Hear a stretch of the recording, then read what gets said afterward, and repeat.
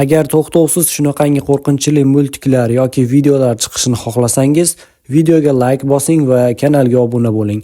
Albatta, fikringizni kommentariyada yozishni ham unutmang.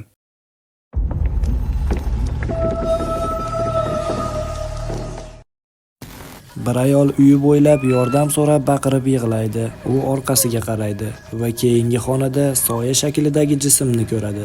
U ayolga qarab kelmoqda. U yana qichqiradi va undan qochish uchun faqat yuqoriga, zinapoyaga yuguradi. U zinaning tepasidagi hammomga yugurib kirib, eshikni orqasidan qulflaydi. U vaziyatni tezda baholab, og'ir nafas oladi. Deraza bor, juda kichik, lekin u sig'maydi. Agar sig'sa ham pastga tushib bo'ynini sindirib oladi. Chiqish yo'li yo'q, u tuzoqqa tushgan. Lekin unda bir fikr bor. U chuqur nafas oladi, jasorat to'plash uchun o'ziga bir lahza vaqt berib, eshikni ochadi. U zinapoya maydoniga chiqadi va izlagan narsasini, ya'ni kichik telefonni ko'radi. Lekin u shu payt zinadan ko'tarilayotgan ta'qib qiluvchining soyasini ham ko'radi. U telefonga yugurib borib, uni oladi va yana hammomga qaytib yuguradi. U eshikni orqasidan yopib, 911 raqamini teradi. Lekin oxirgi raqamni termoqchi bo'lganida telefon qo'lidan yulinib olinib, eshikka uriladi. U telefonni olish uchun yuguradi, lekin simi kesilgan edi. U boshqa nimadir sinab ko'rish kerak. U dori shkafiga yugurib, o'ziga yordam beradigan nimadirni qidirishni boshlaydi. Lekin baland shovqin uni cho'chitib yuboradi. U o'girilib, eshik tutqichi qayta silkinayotganini ko'radi. Taqibchi eshikni tepib buzmoqchi. Onasini emsin, u juda qo'rqyapti. U nimadandir foydalanishi kerak. Ayol dori shkafini yopadi va bir lahzaga vaqt to'xtab qolgandek bo'ladi. U oynaga tikilib, yuzida hayratga qolgan ifodani ko'radi. U oynadagi aksiga yordam ber deb pichirab gapiradi. Eshik to'satdan ramkadan uzilib, yerga qulab tushadi. Ayol topa olgan yagona narsa tish cho'tkasini olib aylanadi. Uni ta'qib qiluvchi endi bo'sh eshikdan ichkariga kiradi. U katta, qo'rqinchli ko'rinishdagi erkak. Ko'zlari yovvoyi, lekin diqqatli va ayol ko'rgan eng katta pichoqni ushlab turibdi. Erkak yaqinlashadi, ayol esa qo'rquvdan bukilib qoladi. U bir lahza to'xtab, dori shkafi to'g'risida o'zini tomosha qiladi va jilmayadi. Butun manzara qanday rivojlanganidan mamnun ko'rinadi. Erkak pichoqni yuqoriga ko'taradi, ayol esa tish cho'tkasini ko'taradi. Go'yo u ayolni himoya qiladigandek, lekin u himoya qila olmaydi. Erkak pichoqni yana pastga tushiradi. Bu qotillik 40 yildan oldin sodir bo'lgan bo'lsa-da, uning xotirasi siz o'ylagandan ham tirikroq. Ba'zan o'tmishda bo'lgan voqealar o'sha yerda qolmaydi va yana takrorlanish yo'lini topadi. Lekin ehtimol kutganingizdek emas. Shunday ekan, kamina doktor Bilolga qo'shiling va SCP-987 nima uchun SCP fondi tomonidan dahshatli galereya deb atalishini bilib oling. SCP-987 bu turli xil shakl va o'lchamdagi 13 xil devorga o'rnatiladigan oynalar to'plami bo'lib, ular SCP-987A dan M gacha. Ularning yarmidan ko'pi dori shkaflaridan iborat. Qolganlari kichik makiyaj oynalaridan to'liq uzunlikdagi oynalargacha. Eng kattasi 1 metrga 1,5 metr. Estetik uslub va materiallar 1940-yillardan 1990-yillargacha ishlab chiqarilganini ko'rsatadi va ularning tuzilishida g'ayrioddiy narsalarni ko'rsatadigan hech narsa yo'q. Oynalarning fotosuratlari va videolari ularni oddiy oyna ekanligini, yuzalari kutilganidek aks ettirishini ko'rsatadi. Umuman olganda, bu oynalar birinchi qarashda oddiy oynadek ko'rinadi, ammo ular haqida chuqurroq tadqiqot o'tkazish juda qiyin bo'lgan. Sababini keyinroq ko'rasiz. SCP-987 oynalari nihoyatda g'alati, bezovta qiluvchi xususiyatlarni namoyon etadi. Agar odam ularning to'g'ridan-to'g'ri yuzasiga qarasa, ular kutganidek o'z aksini emas, butunlay boshqa joyning tasvirini ko'rsatadi. Tadqiqotchilar bu ko'rsatilgan joylar oynaning oldingi joylashuvi deb taxmin qilishgan. Va S, M va K oynalarining kelib chiqishi bo'yicha tadqiqotlar bu nazariyani tasdiqlagan. Lekin oynalar statik joyni ko'rsatmaydi. Kimdir to'g'ridan-to'g'ri oynaga qaraganida butun bir sahnani ko'radi. Doimo kimningdir zo'ravon va dahshatli o'limini tasvirlaydi. Har bir oynada turli xil joylar va sahnalar tasvirlangan, ammo ularning ko'pi qandaydir hammomda sodir bo'layotgandek Ko'rsatilgan sahnalar uzunligi har xil. Eng qisqasi 48 soniya, uzuni esa 4 daqiqa. Sahna tugagach video qayta qo'yilgandek davom etadi. Lekin SCP-987 ning g'alati xususiyatlari bu bilan tugamaydi. Video 2 marta takrorlangandan so'ng tasvirlar o'zgarishni boshlaydi.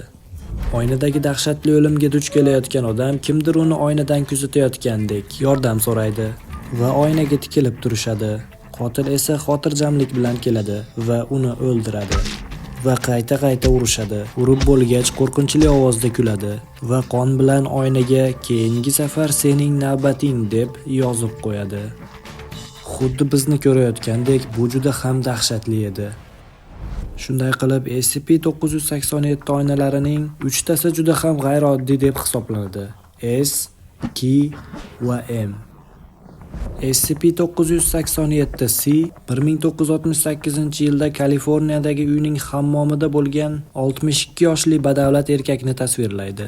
Erkak bog'langan va polga tiz cho'kkan holatda turganida, ochiq kiyimdagi londonlik yosh ayol uni bo'g'ib o'ldiradi. Sahna bir marta takrorlanadi va keyin o'zgara boshlaydi. Bu holatda ayol odatda xonaga kirgach, lab bo'yog'ini yangilash uchun ko'zgu oldida to'xtaydi. So'ngra u ko'zguni o'padi. Oynada qizil iz qoldiradi. Keyin poldagi erkakni bo'g'ib o'ldiradi. SCP-987 ga qaraydigan kishi 2000-yillar boshida Maine shtatidagi yaqinidagi uyning yo'lagida turgan 34 yoshli erkakni ko'radi. Erkak narvonda turib yangi qandilni o'rnatmoqda. Bir lahzada erkak muvozanatini yo'qotib, murakkab yoritgichga o'ralib qoladi.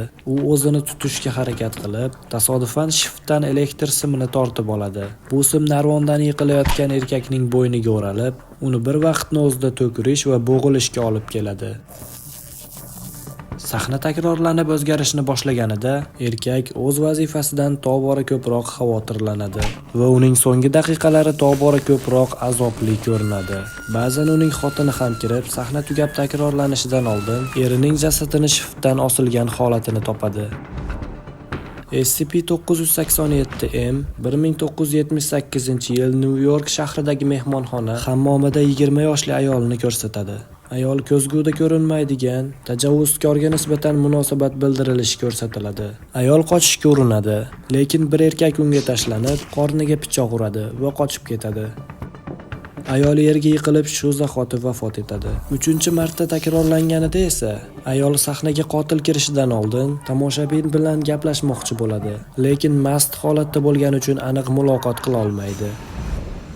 Agar SCP-987 odamlarning so'nggi daqiqasini ko'rsatadigan va har ko'rilganda g'alati va qo'rqinchli tarzda o'zgaradigan ko'zgular to'plami bo'lganida ham bu yetarlicha g'alati bo'lardi. Lekin bu g'alati SCP-da bundan ham ko'p g'alati sirlari bor. Ko'zgulardan tashqari SCP-987-1 ham bor. U fondimizda odatda kurator deb ataladi. U ko'rinmas mavjudot bo'lib, issiqlik ko'rsatuvchi kameralarda ko'rinadi. Taxminan 2 metr balandlikdagi odam bo'yini egallaydi. U egallagan maydon atrofidagi narsalarning issiqligini so'rib oladi. Bu holatda 1-2 metr uzoqlikdagi narsalardan, shuningdek 150 kilogramm bo'lgan narsani 8 metr masofadan boshqara olish qobiliyatini ko'rsatgan. SCP-987-1 ning asosiy harakati yer bo'ylab oynadan oynaga tasodifiy harakatlanishidir. U har bir oyna oldida taxminan 30 daqiqa to'xtaydi, so'ngra keyingisiga o'tadi. Biroq u faqat yolg'iz qolganidagina shunday harakat qiladi. Agar kimdir hozir bo'lsa, ulardan kamida 3 metr masofa saqlaydi. Buning yagona istisnosida xodimlar oynalarning tozalashiga boshqa narsa qilmoqchi bo'lganida duch keladi. Agar oynalar qandaydir tarzda o'zgartirilsa, SCP-987-1 uni o'ldiradi. Bu oynalarni jismoniy o'rganishni imkonsiz qiladi yoki qiyinlashtiradi. SCP-987-1 va barcha oynalar to'plami Evklid sifatida tasdiqlangan va tadqiqot markazi 14-xonada Faraday qafasida joylashgan. Juda ham qattiq himoya qilingan xonada xavfsiz saqlanmoqda. Xona har doim oddiy va termografik kameralarda kuzatib boriladi. Ammo shunga qaramay SCP-987-1 bir necha marta saqlov tizimini buzib, qisqa muddatga yo'qolib ketib, so'ngra saqlash xonasida yana paydo bo'lgan. Kamida 5 ta ma'lum holatda SCP-987-1 oddiy va issiq sezuvchi kameralardan g'oyib bo'lgan. Har bir holatda u yana paydo bo'lganida yangi ko'zgu ham paydo bo'ladi. Natijada fondning dastlabki 13 ko'zgudan bo'lgan to'plami 18 taga yetdi va ehtimol bu raqam o'sishda yana davom etishi mumkin. Ko'p hollarda SCP-987-1 uzoq vaqt oldin sodir bo'lgan o'limni tasvirlovchi ko'zgu bilan qaytsa-da, ayniqsa dahshatli holatda 987-1 o'limdan oldin 15 daqiqa oldin g'oyib bo'lgan. Qaytib kelganida u o'z lyustrasi tomonidan halok bo'lgan erkakning fojiali o'limini aks ettiruvchi ko'zgu bilan paydo bo'ldi. SCP-987-1 bu o'lim va barcha o'limlarda uni qo'li bormi yo'qmi, hozircha noma'lum. Ehtimol ko'zgularning fond nazoratida bo'lishi SCP-987-1 ni ko'p hollarda ushlab turuvchi yagona narsa. Lekin xavfli vazifani bajarayotganingizda va ko'z oldingizda oyna ko'rsangiz, ehtiyot bo'ling. Kim yoki nima kuzatayotganini hech qachon bilmaysiz. Endi Dr. Bilolning boshqa fayllaridan birini tomosha qiling. SCP fondining maxfiy arxivlariga yanada chuqurroq kirib boring. Qoravoy, faqat obuna bo'lishni unutmang. Kanalimizga obuna bo'ling. Bizda sizlar uchun dahshatli hikoyalar.